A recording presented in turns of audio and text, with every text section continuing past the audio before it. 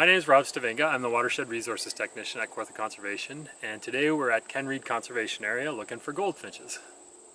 So a goldfinch is a bright golden bird at this time of year. So we're in the middle of August and the males are a bright gold. They have black wings with white wing bars on them, and they also have a patch of black on their head, and they have a triangular sort of orangish beak. So their bright color of the males makes them really easy to spot and fairly easy to ID. Goldfinches are a fairly small bird. They're about the size of a sparrow, so not much bigger than 10 centimeters.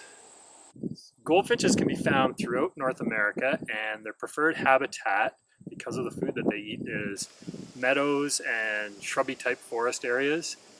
They're primarily vegetarians, so they eat mostly thistle seeds, and the seeds of all kinds of dandelions and things like that are found in meadows. They are one of the few bird species or finch species that eats virtually no insects. They eat almost all a diet of seeds and vegetarian.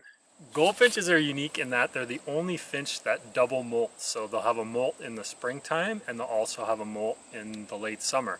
The springtime molt is when the males in the wintertime go from their drab brownish colors, olive brown, to the bright yellow colors that we see in the summertime.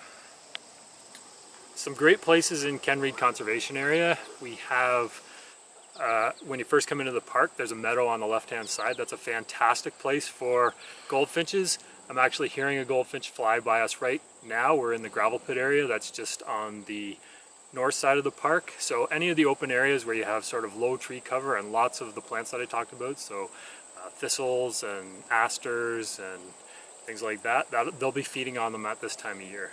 Another unique thing about goldfinches is they're one of the latest nesters of all the bird species that nest in Ontario. So they start their nesting around late July and they'll be nesting all the way through August. And the reason for that is all of those plants that they like to feed on, they're in full seed right now. So they can take advantage of collecting those seeds and feeding their young, and when the young fledge, the seeds are all there available for them to eat as well.